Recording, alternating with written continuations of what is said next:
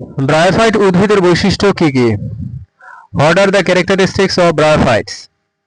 Bryophyte হলো ছোট vascular tissue মুক্তবিহীন উদ্ভিদ। Bryophytes are small plants lacking vascular tissues. ওরা আর্দ্র পরিবেশে জন্মায় এবং মূলত হ্যাপ্লয়েড গ্যামেটোফাইট পর্যায় প্রধান।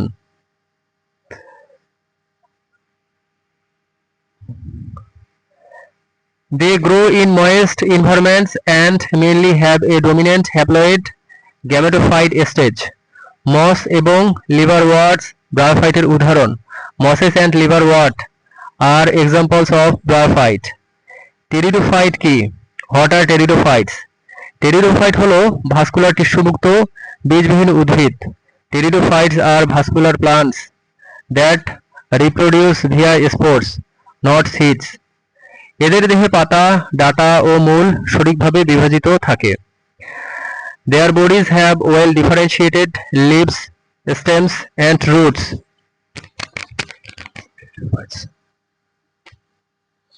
ফার্ন এবং এই ক্যাটাগরির অন্যতম উদাহরণ। Fern is a common example in this category.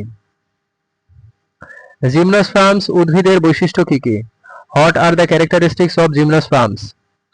Gymnosperm হলো বীজবাহী উদ্ভিদ যার বীজ উন্মুক্ত থাকে। Gymnosperms are seed plants whose seeds are not enclosed within fruits. তাদের বীজ সাধারণত কর্ন বা শাকে তৈরি হয়। Their seeds typically develop in cones. বিভিন্ন ধরনের পাইন সাইকাস এই শ্রেণীতে পড়ে। Various species of pine and cycas belongs to this class. Angiosperms এর উদ্ভিদের বৈশিষ্ট্য কি? What are the characteristics of angiosperm? Angiosperm হলো বীজবাহী উদ্ভিদ যারা ফুল এবং ফল উৎপন্ন করে। Angiosperms are seed plants that produce flowers and fruits. তাদের বীজ ফলের ভেতর আবদ্ধ থাকে। Their seeds are enclosed within fruits. এই শ্রেণীর উদ্ভিদ মনোকটিলেডন্স এবং ডাইকটিলেডন্স এ ভাগ হয়। This class is divided into monocotyledons and dicotyledons.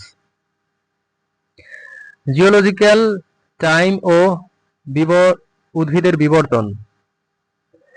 পৃথিবীর আয়ু প্রায় 5 বিলিয়ন বছর। জিওলজিক্যাল টাইম হলো পৃথিবীর ইতিহাসকে যুগ কাল পর্বে ভাগ করার পদ্ধতি।